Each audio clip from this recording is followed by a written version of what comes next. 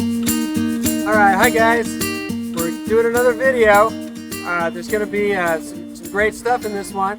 We got a baseball hitting construction, just a little review. We got a home run derby.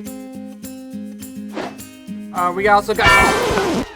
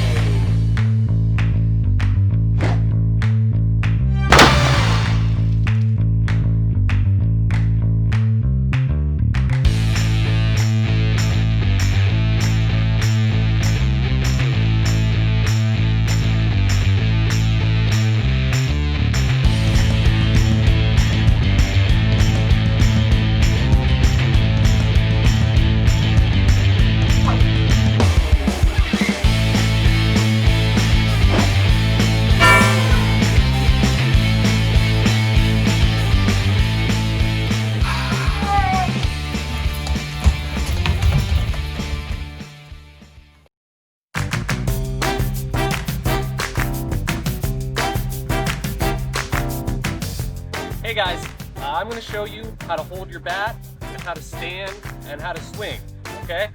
So the first step is lining up your knuckles. So see these knuckles here? That's where you knock on the door. So your door knocking knuckles. You're going to line them up. Both hands lined up, okay? Alright, you're going to line up your knuckles. The next thing you do is your feet. Your feet are going to be a little wider than your shoulders, okay? Shoulders are this wide, feet a little bit wider, okay? When you get ready to swing, hold your bat straight up. Straight up. Then right when you're about to swing, pull back, okay? And like this, pull back. And then the next thing you do is you step with your foot. You step forward just a little bit, okay? Back, and then you step, okay? So those are four steps. You line up your knuckles, your feet a little wider than your shoulders, pull back, and then you step when you swing, all right? So those are the 4 steps to your stance. We're going to have a home run contest with the coaches.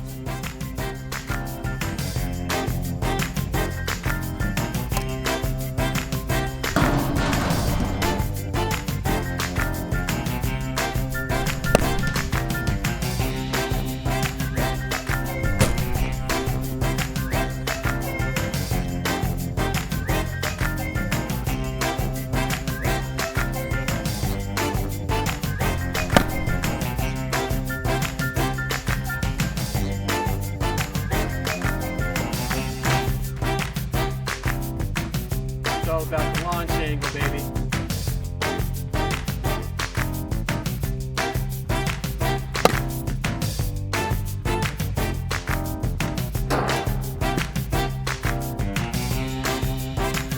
Okay, I'm gonna whip this.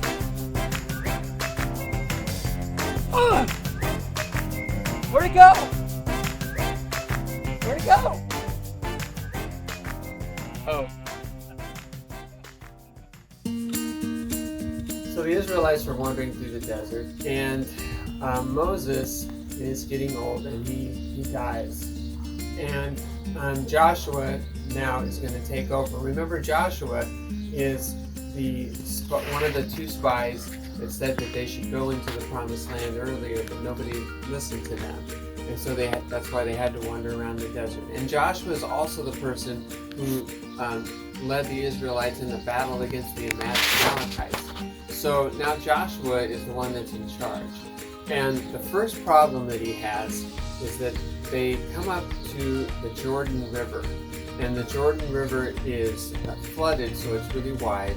And they have to cross the Jordan River.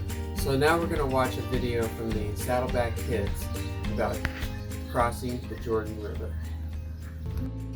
This is Joshua. Hello. Joshua was the leader of the Israelites, who God would use to take his people into the promised land. Yeah, let's do it. Joshua readied his people to cross the Jordan River, which was the only thing dividing the Israelites from the land that God had promised to them. All right. We're here. Okay. They camped beside the river for 3 days, waiting, just as the Lord had commanded them. At this time of year, the Jordan River was flooded and flowing with so much water that it was impossible to cross on foot. And then the Lord said, "Let there be light." Hey, priest. Yeah. Come on. God told Joshua to tell the people that the priests would carry the Ark of the Covenant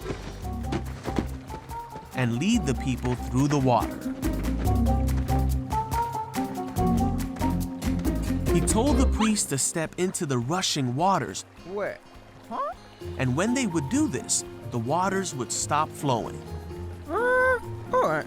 And as soon as the priests did this, the water of the Jordan River did stop flowing. Yeah. And the priests stood with the Ark of the Covenant on dry ground as the Israelites crossed to the other side. All right. God told Joshua to send 12 men from the 12 tribes of Israel Go get it. to take 12 stones from the place that the priests were standing. When all this had been finished as God commanded, Joshua called the priests from the Jordan. We're good. Come on. As their feet left the Jordan River, the waters came back into place, just as they had been. Wow. Yeah. They brought their stones to their camp and set them as a memorial, so future generations might remember the story of how God brought his people through the Jordan River on dry ground.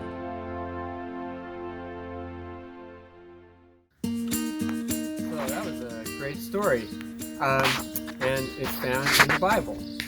So I'm here out in front of my garden. Pretty impressive, I think, actually. Corn's looking pretty good this year. But anyway, so I just wanted to talk about right at the end of there, when after they crossed over, Joshua went out of his way to have 12 men go out and collect stones so they could build up a mountain of stones, so when they saw it, they'd remember what God had done for them. And we have in our garden here, we have a rock like that. I don't know if you can read it. It says, "The Lord is my rock and my fortress," and it's Psalms 18:2. And when you have things like that around, it can just help you remember things that God has done for you. Next time you go to Care Park, hopefully we'll start again soon. I want you to look around the park, because the day we opened the park up so we could go there for the first time, we had children that were in care.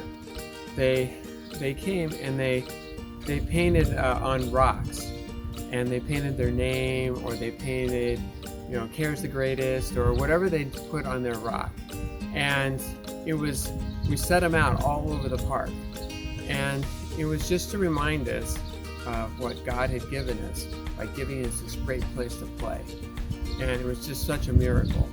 And we wanted to remind ourselves. So every time you go around Care Park and you see one of those rocks that looks like somebody painted on, I want you to remember how thankful we can be about having Care Park. Now that we don't have it, it helps us to kind of remember how thankful we should be that when we can actually play there and have it. And I want you to think maybe about something that God did for you, or that you can think of, or maybe in the future God's going to do something for you. And maybe you can have a rock in your garden that reminds you of something that God did for you.